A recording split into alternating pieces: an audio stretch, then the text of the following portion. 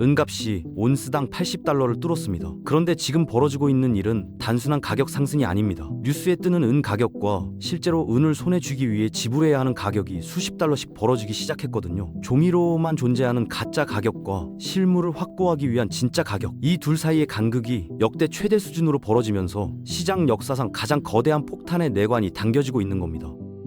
글로벌 거대 은행들과 실물 은이 바닥난 국가들 사이에서 치열한 자원 전쟁이 벌어지고 있고요. 이 싸움의 결과가 바로 지금 우리가 목격하고 있는 은값 폭등입니다. $100 돌파, 이제 더 이상 상상이 아닙니다.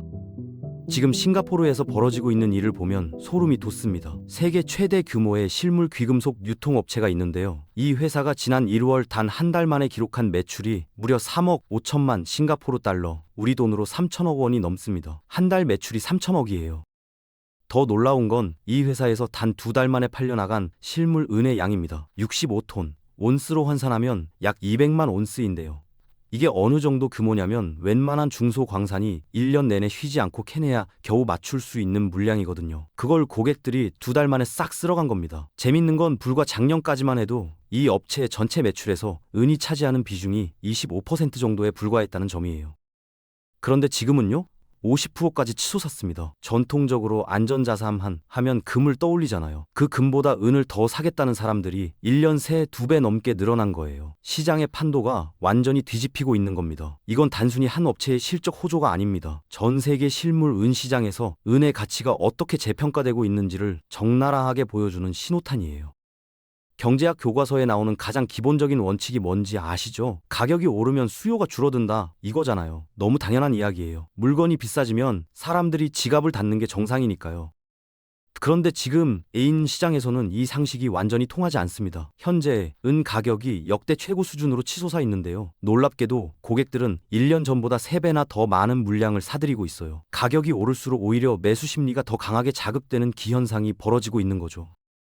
상황이 얼마나 심각해졌냐면요. 앞서 말씀드린 싱가포르의 그 유통업체가 결국 손을 들었습니다. 감당이 안 되니까 최소 구매 금액을 $5,000로 대폭 올려버린 거예요. 우리 돈으로 700만 원 정도 되는 금액인데 이 정도 문턱을 세워놓으면 발길이 좀 뜸해지겠다 싶었겠죠.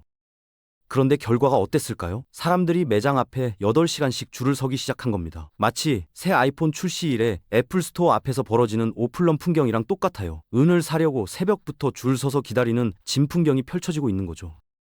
700만 원어치 이상 사야 한다는데도 사람들이 몰려드는 이 현상, 이게 싱가포르만의 이야기가 아닙니다. 실물 은을 조금이라도 더 확보하려는 투자자들의 이 맹목적인 줄서기 열풍은 현재 전 세계 실물 은 시장 전반으로 들불처럼 번지고 있어요. 지난해 11월 말 미국 뉴욕에서 아주 수상한 일이 벌어졌습니다. 세계 최대 선물 거래소인 코맥스에서 갑자기 1,300만 온스에 달하는 어마어마한 양의 은이 동결되어 버린 거예요. 외부 인출 불가, 그러니까 돈을 내고 은을 찾아가려는 사람들에게 갑자기 문을 걸어 잠근 겁니다.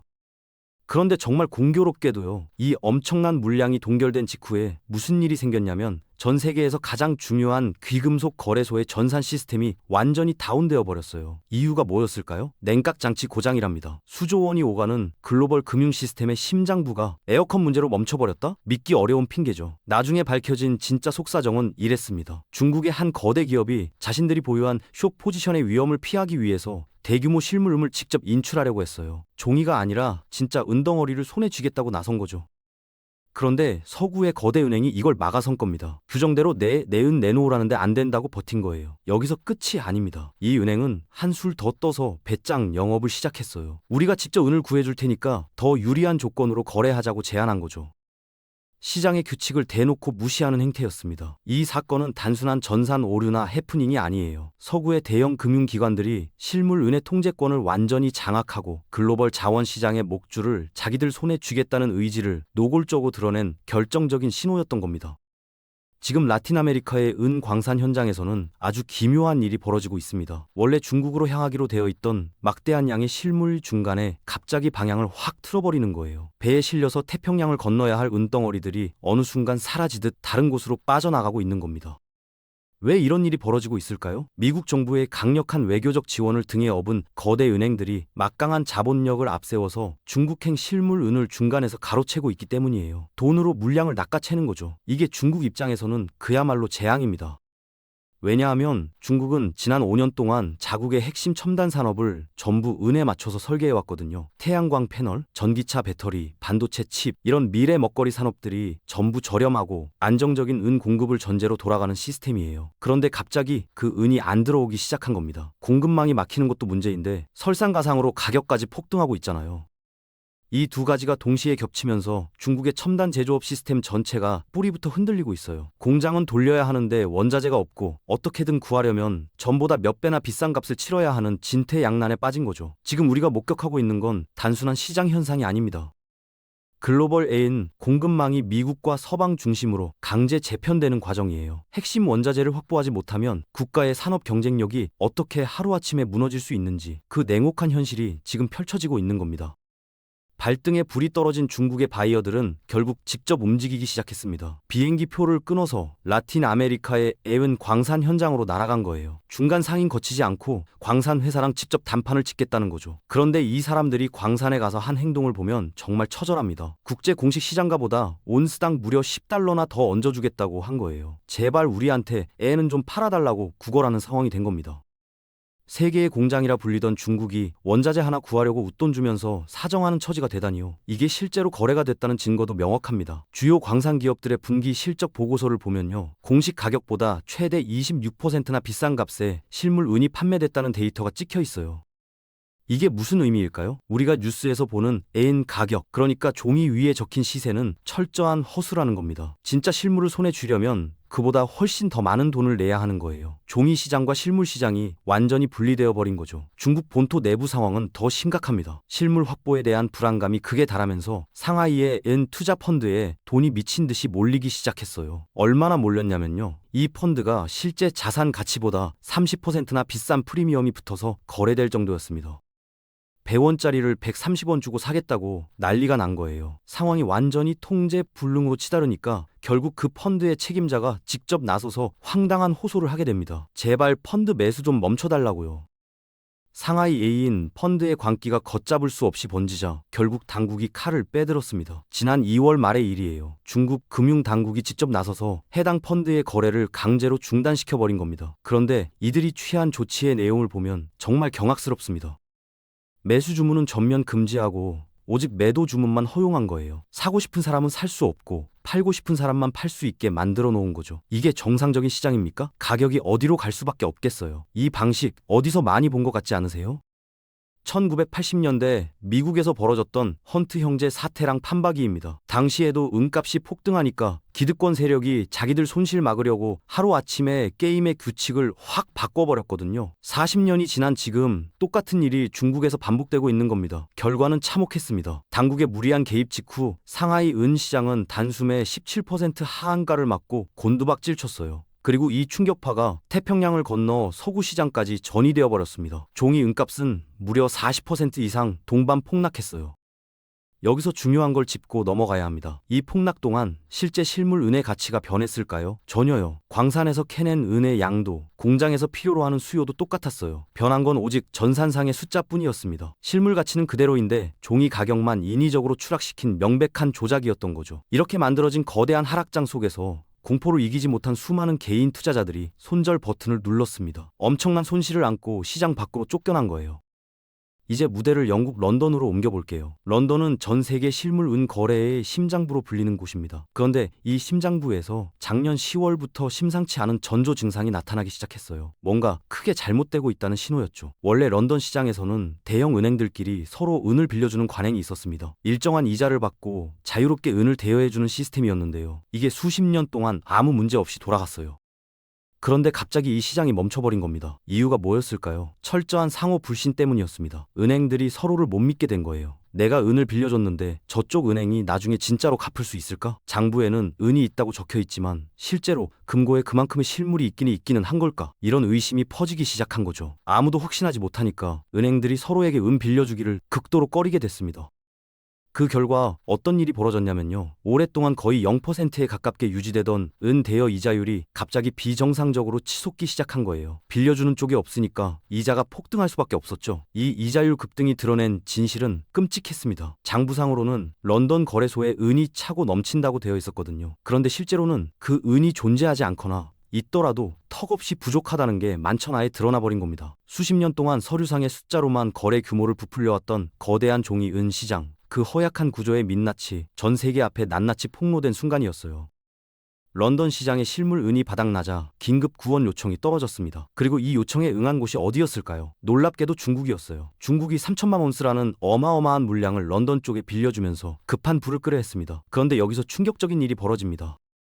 런던 금융계가 약속된 기한 내에 이 은을 제대로 갚지 못한 거예요. 초유의 디폴트, 즉 채무 불이행 사태가 터진 겁니다. 세계 금융의 중심지라는 런던이 빌린 은을 못 갚는 상황이라니 상상이나 했겠어요. 이 디폴트는 연쇄 반응을 일으켰습니다. 돈을 빌려준 중국마저 심각한 부족의 늪에 빠져버렸고요. 이게 다시 미국 코맥스 거래소의 물량 차단으로 이어지면서 거대한 도미노가 완성되었습니다. 런던, 중국, 미국 이 세 시장이 서로 꼬리를 물며 동시다발적으로 위기에 빠진 거죠. 지금 이쯤 되면 많은 분들이 한 가지 불안한 기억을 떠올리실 거예요.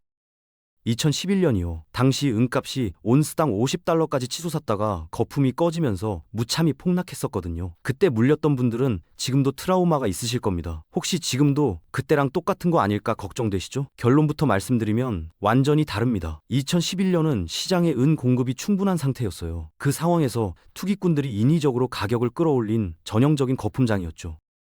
실물이 넘쳐나는데 종이로 가격만 띄운 거였어요. 하지만 지금은 토양 자체가 완전히 다릅니다. 태양광, 전기차, 반도체로 폭발적으로 증가하는 산업적 수요를 광산 공급이 도저히 따라가지 못하고 있거든요. 벌써 5년째 만성적인 실물 부족 현상이 쌓이고 있는 심각한 구조적 문제에 직면해 있는 겁니다.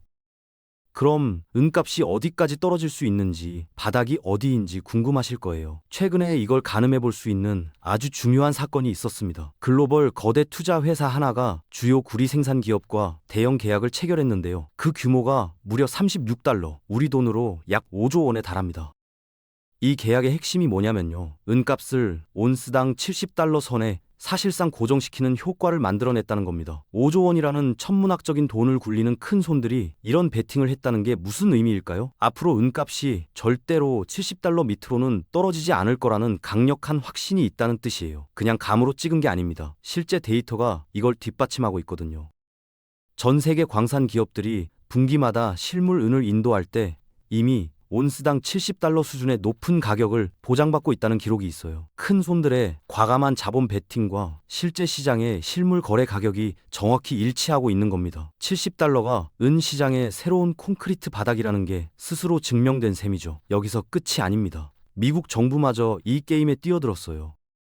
거대 은행들을 앞세워서 중국으로 향하던 실물 은을 중간에서 가로채고 국가 차원의 전략적 비축 물량을 폭발적으로 늘리고 있습니다. 국가 권력까지 가세해서 가격의 하방을 강력하게 방어하고 있는 거예요. 정리하면 이렇습니다. 온스당 70달러라는 가격은 단순히와 공급의 시장 논리로 만들어진 숫자가 아니에요. 거대 독점 자본과 패권 국가의 권리의 권력이 자신들의 생존을 걸고 합심해서 지켜내고 있는 절대 무너지지 않는 방어선인 겁니다.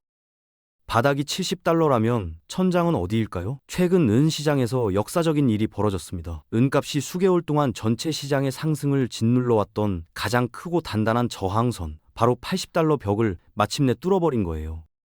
이 80달러라는 숫자가 무너졌다는 게 왜 중요하냐면요. 이건 단순한 가격 돌파가 아니거든요. 과거부터 시장을 괴롭혀왔던 지루한 하락장과 횡보 조정 장세가 완전히 끝났다는 걸 시장에 공식적으로 선언한 것과 같습니다. 게임의 룰이 바뀌었다는 신호탄이에요.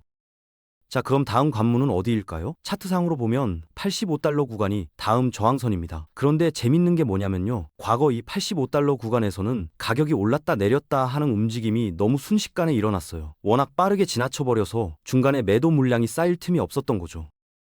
그래서 이 구간에는 상승을 막아설 만한 악성 매물대가 거의 존재하지 않습니다. 85달러 선에만 안정적으로 안착한다면요. 그 다음은 우리 모두가 꿈꿔왔던 상징적인 가격 100달러까지 어떤 장애물도 없는 뻥 뚫린 고속도로가 펼쳐지는 거예요. 가파른 상승이 예상되는 이유입니다. 지금 시장의 상승을 이끌고 있는 세 가지 핵심 연료를 다시 점검해 볼게요. 태양광과 전기차로 인한 수요 폭발, 전 세계 주요 거래소의 재고 바닥, 그리고 실물을 확보하려는 구매자들의 아우성. 이 세 가지 중 단 하나도 해소된 게 없어요. 오히려 더 강화되고 있습니다. 게다가 지난 1월 인위적인 폭락장에서 겁먹고 도망친 단기 투기꾼들이 전부 씻겨나갔거든요. 지금 시장에는 흔들리지 않는 실물 투자자와 국가 세력만 남았습니다. 다음 상승의 탄력이 극대화될 수밖에 없는 구조가 완성된 거예요. 폭락 지옥을 버텨낸 투자자들의 믿음이 지금 이 가격으로 증명되고 있습니다. 강철 심장만 남은 은 시장의 뼈대는 그 어느 때보다 단단해졌어요. 앞으로 80달러 지지선 유지 여부, 실물 인도 데이터, 광산 기업들의 프리미엄 수령, 딜러들의 웃돈 지속 여부, 이 네 가지 지표를 반드시 주시하셔야 합니다. 서구 기득권 세력이 전산망을 통제해서 종이 가격을 조작하고 규칙을 바꿀 수는 있어요. 하지만 세상에 없는 실물 은을 창조해낼 수는 없습니다. 은은 이제 단순한 귀금속이 아니라 국가의 존망을 결정짓는 지정학적 무기가 되었습니다. 이 엄혹한 자원 전쟁 속에서 소중한 실물 자산을 끝까지 지켜내시기 바랍니다.